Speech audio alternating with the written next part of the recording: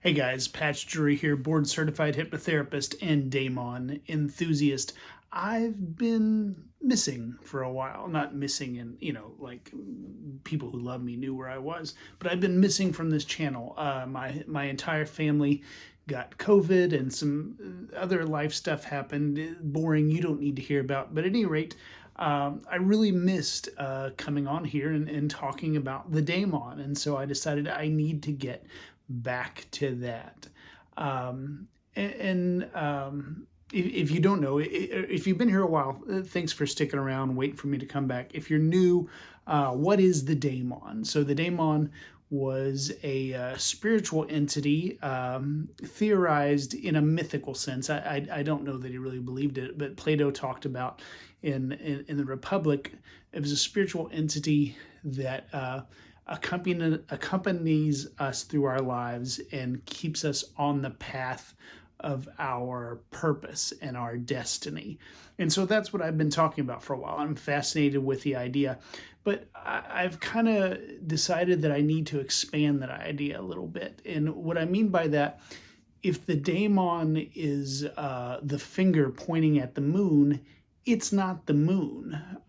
What is the moon? If the daemon's the finger, what's the moon? The moon is our purpose. The daemon points us to our purpose.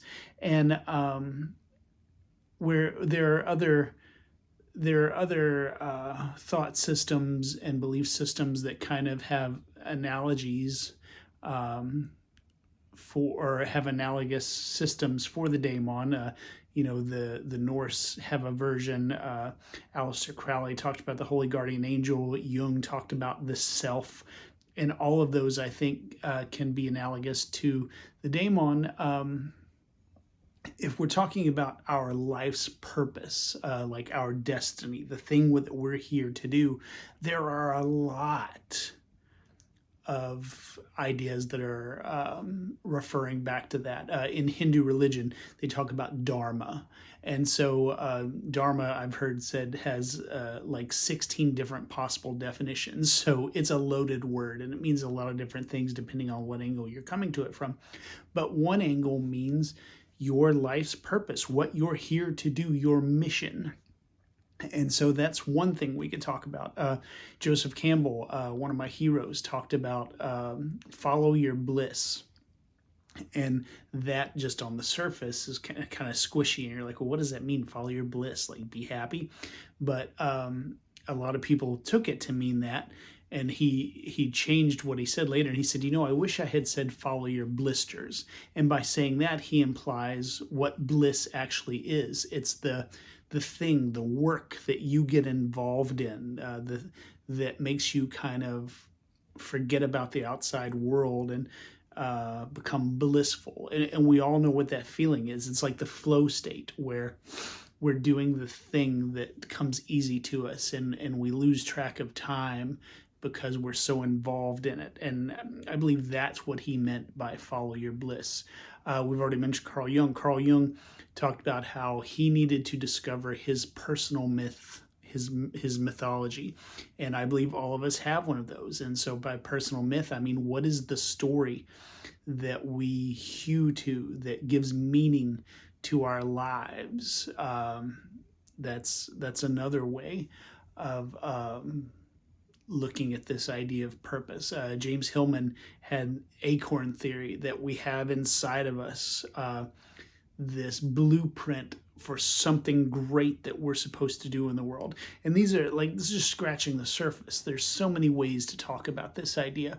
And so I will continue to talk about the daemon. As a matter of fact, I had an idea for a daemon video that popped up in my mind this morning that I'm excited about. But I want to expand it a little bit to talk about what is, do each of us have a purpose in this life, and how do you find that purpose, and how do we think about that purpose? And you might be starting to put together, at least the way I am right now, is that my purpose is kind of talking about how each of us has a purpose and helping people think about and find their purpose and hear the voice of their daemon, or follow their true will, as Aleister Crowley would have said, or follow their bliss, as Joseph Campbell would have said. And so that's we're kind of sharpening the pencil a little bit, but we're also kind of expanding and broadening the scope of this conversation. But anyway, thank you for being here. As always, I love to hear your comments and thoughts. I have learned things already in the comments. Things that I've gotten wrong. People have said, actually, it's this, and I'm like, oh, I'm so glad to know that. And other people have just been really encouraging and said, hey, thanks for doing this. And so please comment. Watch these videos till the end. I hear that if you do that, it helps the algorithm show you to other people who might be interested. So please do that. Please come back. I was doing these like every day for a while. I don't know if I can keep that pace up, but definitely a couple times a week at least. But anyway, thank you guys for being here. Questions and comments, welcome in the comments, and let's get back to it, okay? See you guys.